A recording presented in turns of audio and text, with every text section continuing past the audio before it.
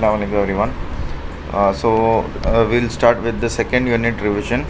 The second unit consists of two parts. So the very first part is trusses. In the next part we have cables and suspension bridges. Okay. So we'll take up first this one, trusses. We have totally two types of trusses in this unit.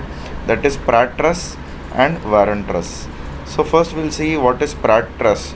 So Pratt truss consists of all vertical members, horizontal members and diagonal members. Okay, so this is the most economical section. Many if you go to any function halls or any what you say storage or warehouses, you can see these type of structures, these type of frames in when the height is more than 15 feet or 20 feet or 30 feet or 40 feet, or even in laboratories, when you go for any if you visit any research laboratory wherein we have even if you go to any structural engineering division laboratories, there we have all gantry girders wherein we have to place these type of trusses so that it can accommodate more amount of loads and it can transfer the loads easily to the compression members. Okay, so we'll see what are the how many types of cords are there, and we have different types of members in cords. So we'll see all the things accordingly, and we have studied already. We'll take up once again. Okay, so here in Pratt truss we have vertical members, and you can see I have named all these members, and even we have horizontal members. You have U1, U2, U2, U3, U2, U3, U4, U4, U5. These are all horizontal members, and even this one L0, L1, L1, L2, L2, L3, L3, L4, L4, L5, L5, L4, L5 and L5, L6. These are all horizontal members, and apart from this we have diagonal members. You can see diagonal members is U1, U1, L0, U1, L2, U2, L3, then we have U4, U5, L4 and U5, L6. Okay, so these are the diagonal members, and top cords is always in compression. Okay, so what are the top cords we have? Top cords are U1, U2, U2, U3, U3, U4. These are all top cords. Okay, so all the top cords are compression members. Okay, since it's nothing but you place the load, it is nothing but your simply supported beam.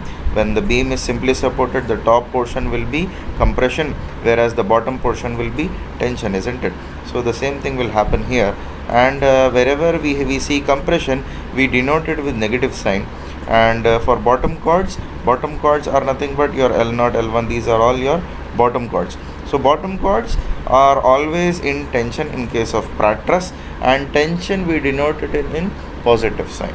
Okay, so we have again vertical cords here. You can see U1, L1, U2, L2 and U3, L3, U4, L4. All these are vertical cords, and these vertical cords may be in compression or tension depending upon the location of the load. When the load is before the member, then the sign will change, and when the load is after the member, then the sign again will change. Okay, so again it depends whether it is in compression or tension. It depends on the placement of the load.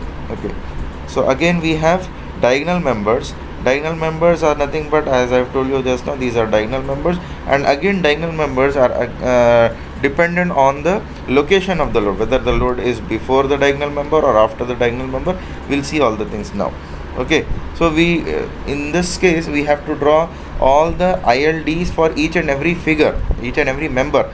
So ILD for U1, U2 will be different. ILD for U2, U3 will be different. Okay, so for all these members, for these small members, we'll draw ILDs. Okay, influence line diagram for all these members. Okay, so in the question, in your question and question paper, they will ask you to calculate your ILDs for certain specific members. So but here what we will do, we'll try to calculate all the members so that it will be easy for you for your examination point of view also. Okay, so the question is as follows: find the ILD for the members of the truss shown in figure. Okay, so the truss is like this, and the height of the truss is 5 meter, and intermediate distances is 4444 meters. Okay, I have named all the things as u1, u2, u3, u4, u5. Then L0, L1, L2, L3, all these things are already made together.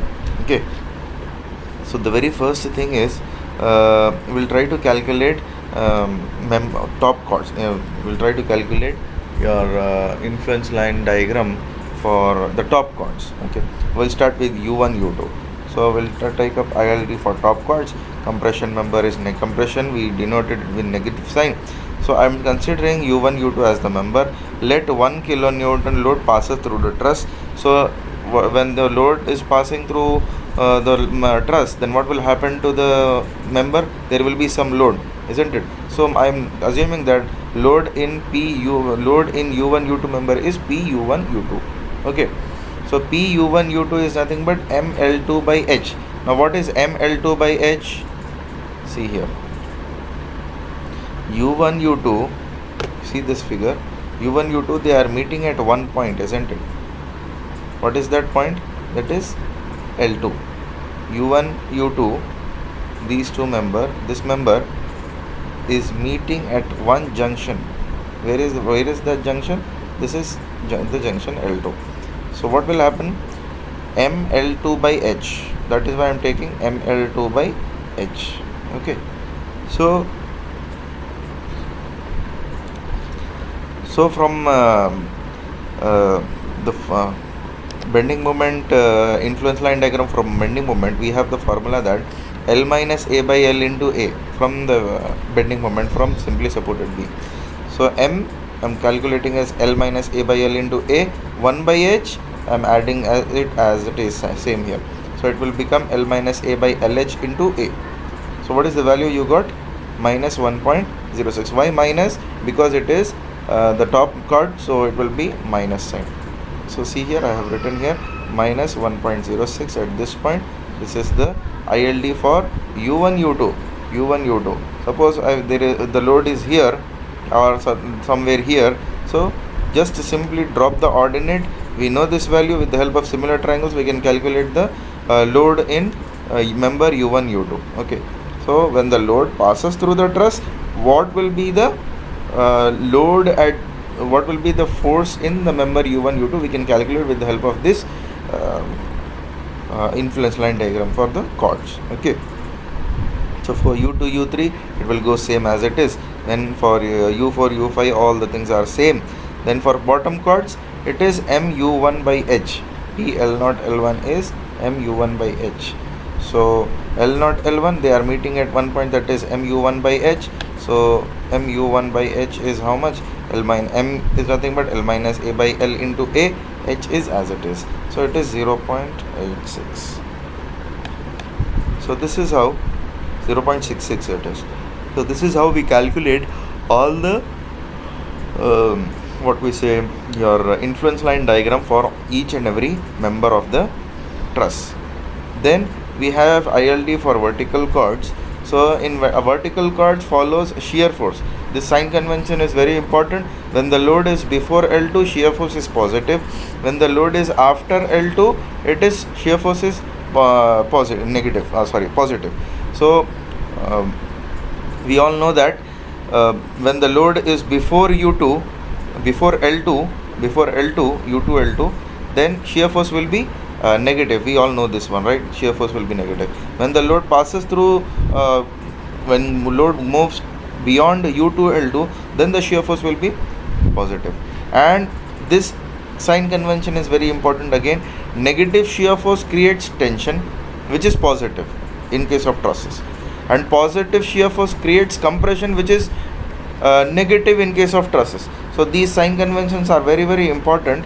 So you have to be very careful. So the entire diagram of this ILD for the vertical member will get changed. You can see here this portion has become positive and this portion has become negative. Why? Because in case of trusses, the tension we denoted with positive, whereas for compression we denote it with negative. Okay, so this is how we calculate our ILDs for vertical chords, horizontal chords and diagonal chords. Okay.